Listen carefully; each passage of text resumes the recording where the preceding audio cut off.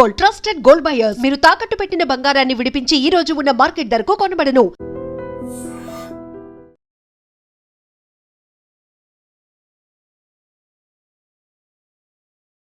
Technology అనుకోండి, social media ప్రభావం అనుకోండి, ఏదైనా అనుకోవచ్చు.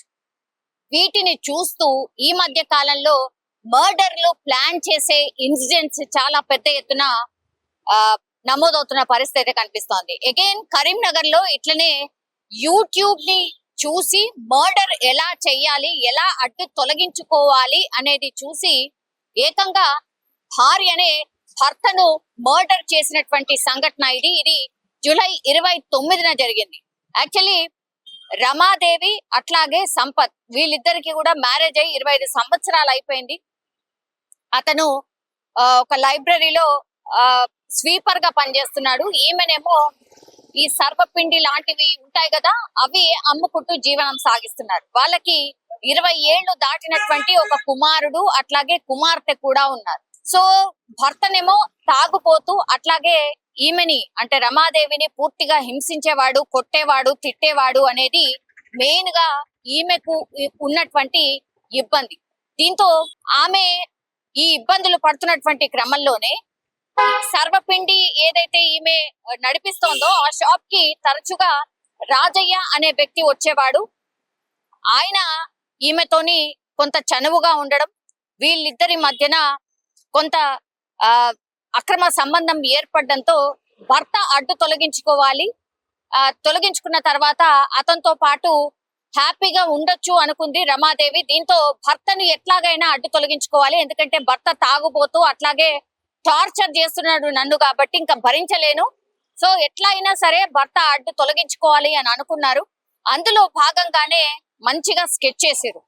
ఏం చేసిర్రు, బొమ్మకల్ బ్రిడ్జ్ ఏదైతే ఉంటుందో అక్కడ వీళ్ళు ఒక మద్యం పార్టీ చేసుకుందాం రా అని ఇప్పుడు ఈ సంపత్ ఎవరైతే ఈ మహిళ భర్త ఎవరైతే ఉన్నారో అతనికి ఇప్పుడు రాజయ్య అనే వ్యక్తి అట్లాగే ఈమె రమాదేవి ఎవరైతే ఉంటారో రమాదేవికి సంబంధించిన దూరపు బంధువు వీళ్ళందరూ కూడా కూర్చొని మందు తాగుదాం రా అని పార్టీకి పిలవడం జరిగింది. వెంటనే ఎట్లాగూ తాగుబోతు కాబట్టి హ్యాపీగా వచ్చిండు. పిలవగానే వచ్చిన తర్వాత తాగిండ్రు. పూర్తిగా తాగిన తర్వాత మొత్తం మద్యం మత్తులోకి వెళ్ళిపోయిండు సంపత్.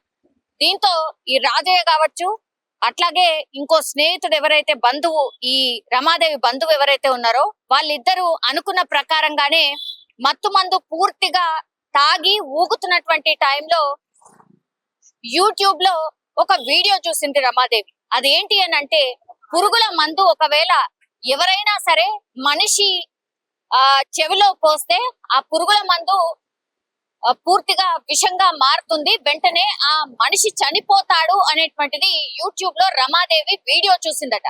ఆ వీడియోనే ఇప్పుడు ఆమె బంధువు ఎవరైతే ఉన్నారో అతనికి అట్లాగే ఇప్పుడు రాజయ్య అనే వ్యక్తి అక్రమ సంబంధం ఎవరితోనైతే పెట్టుకుందో ఆ రాజయ్య అనే వ్యక్తికి ఆ వీడియోను చూపించి, ఇగో ఇట్లనే ఆయన మద్యం మత్తులో పడిపోయిన తర్వాత మీరిద్దరు ఏం చేయండి, ఈ పురుగుల మందు ఏదైతే ఉంటుందో తీసి ఆయన చెవిలో పొయ్యండి, పోసిన తర్వాత వెంటనే ఆయన చనిపోతాడు, ఇదంతా జరిగిన తర్వాత మీరు ఎక్కడిదక్కడ వెళ్ళిపోండి అనేటువంటిది చెప్పారు.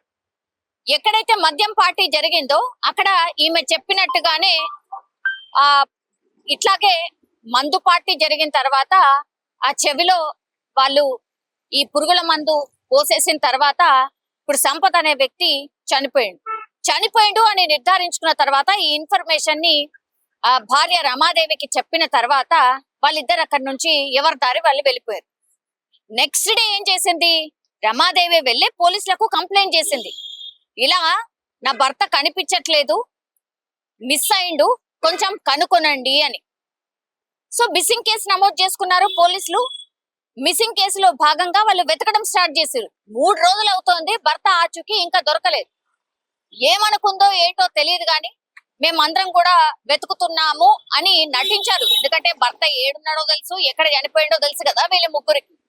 దీంతో ఏం చేసిర్రు, ఇక లాభం లేదు, పోలీసులకు దొరకలేరు, ఇంకా కూడా వాళ్ళు కనుగొంటలేరు కాబట్టి మనమే పోయి చెప్దాం, ఇగో మా భర్త శవం ఈడ దొరికింది అని మనమే పోయి చెప్దామని రమాదేవి ఏం చేసిందంటే వెళ్ళి పోలీసులకు ఈమెనే చెప్పింది, ఇగో ఇక్కడనే మా భర్త శవంగా కనిపించింది అని ఓ బోరన విలిపించడం స్టార్ట్ చేసింది.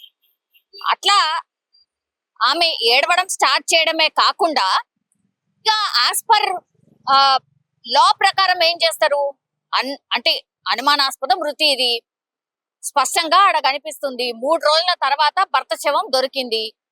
మరి ఏం చేయాలా? వెంటనే పోస్ట్ మార్టం కి తరలిస్తారు పోలీసులు. ఇక పోస్ట్ మార్టం చేస్తా అంటే మాత్రం భార్య రమాదేవి ఒప్పుకోవట్లేదు. వద్దంటే వద్దంటోంది. పోస్ట్ మార్టం చేయొద్దు, నా భర్త శవాన్ని నాకు అట్లనే అప్పగించండి, పోస్ట్ మార్టం చేస్తే నేను తట్టుకోలేను, నేను చూడలేను అని డ్రామా, ఇమోషనల్ బ్లాక్ మెయిల్ ఇవన్నీ చేయడం స్టార్ట్ చేసింది. కానీ పోలీసులు ఒప్పుకుంటారా? ఒప్పుకోలేదు. దీంతో ఏం చేసిర్రు?